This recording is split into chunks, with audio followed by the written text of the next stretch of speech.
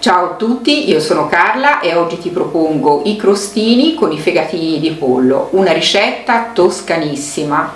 Ci sono diverse varianti dei crostini con i fegatini di pollo. Ogni luogo in Toscana ha la sua ricetta. Per esempio nel Pistoiese la versione che farò io e si prepara in un determinato modo, mentre quella nel Senese si prepara anche con l'aggiunta di milza di vitellone. Ogni famiglia ha la sua ricetta, io ti proporrò la mia. Ti farò vedere anche come gustiamo questi crostini toscani come antipasto su un bel tagliere di prodotti. Vieni con me in cucina e prepariamoli insieme. Per prima cosa pulisco i fegatini di pollo e i cuori. Basterà semplicemente togliere i filamenti e la parte grassa. Attenzione anche al fiele, non ci dovrà assolutamente essere fiele, quindi li controllo tutti.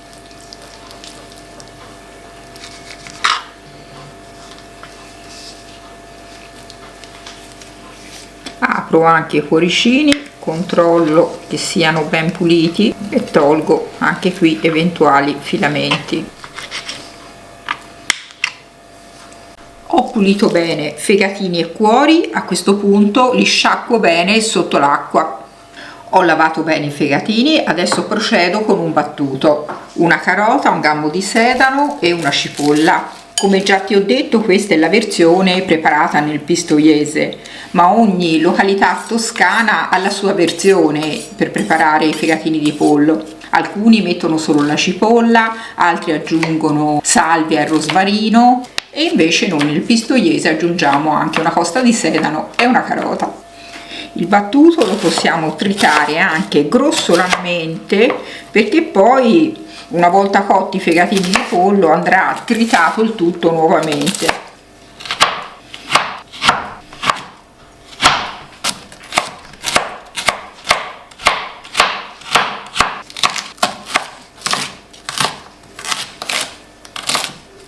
Il battuto è pronto, lo metto in una pentola con abbondante olio extravergine d'oliva toscano. Metto abbondante olio extravergine d'oliva toscano, questo è il mio appena franto, guarda che colore, che meraviglia. Aggiungo il trito di verdure e le lascio imbiondire.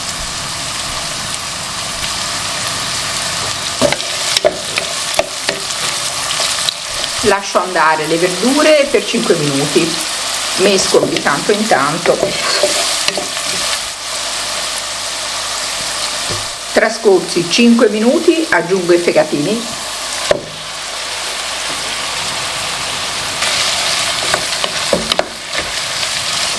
Copro con il coperchio e lascio andare perlomeno per 10-15 minuti.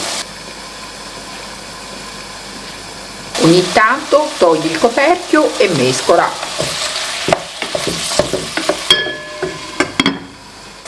Dopo 15 minuti tolgo il coperchio e lascio cuocere senza coperchio per 5 minuti.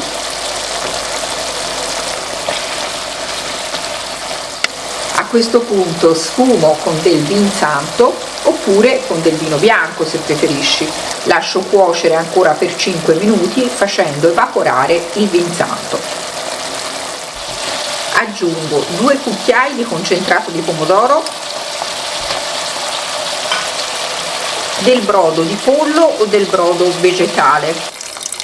Copro i fegatini, mescolo facendo sciogliere il concentrato di pomodoro.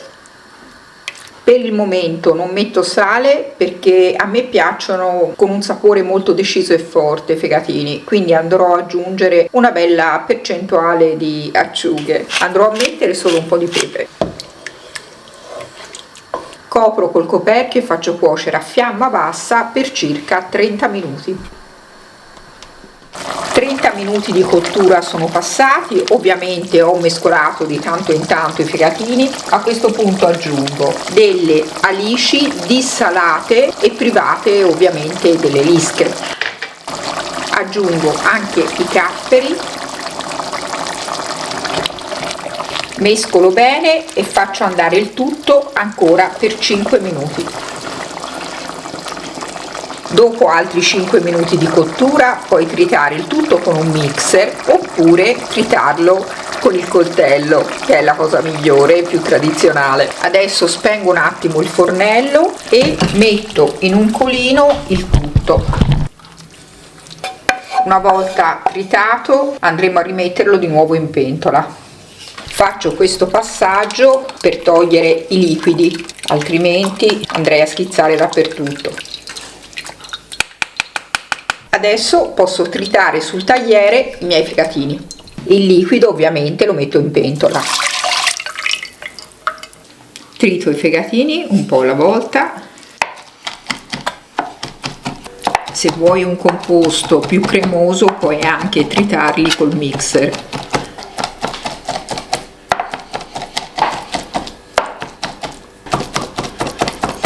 Una volta tritato lo rimetto in pentola e procedo in questo modo fino a tritarlo tutto.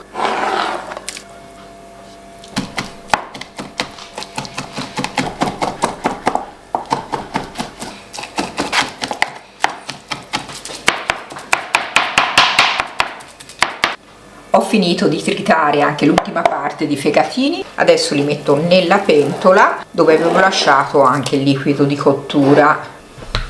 Adesso mescolo.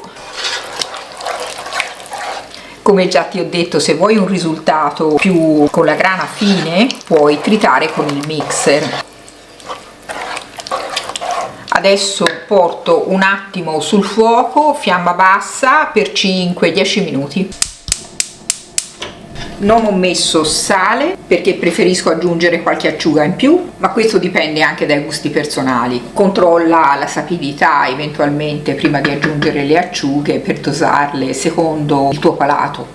Mi raccomando, in questa fase mescola sempre per evitare che il composto si attacchi.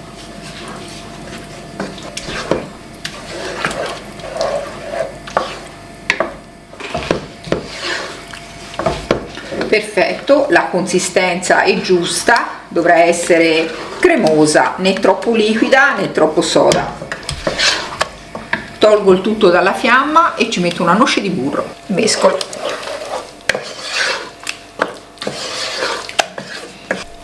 Ho preparato del pane toscano con il lievito madre, pane sciapo, quindi proprio adatto per i crostini che sono molto saporiti. A questo punto puoi tostare le fette di pane nel forno a 200 gradi per qualche minuto e poi trasferirci il patè di crostini toscani.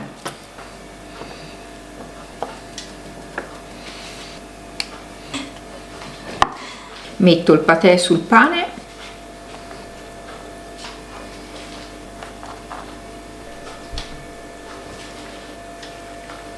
Per gustare dell'ottimo pecorino toscano metto del miele e della confettura.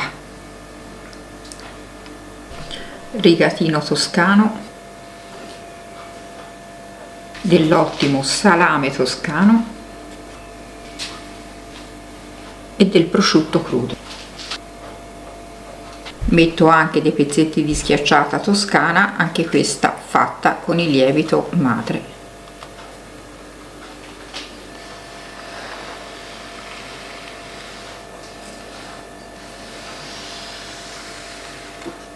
Questa è una proposta un po' rustica, casereccia, toscana. Adesso prova assaggio. Sono di una bontà unica. Provali e fammi sapere. Ciao e alla prossima ricetta!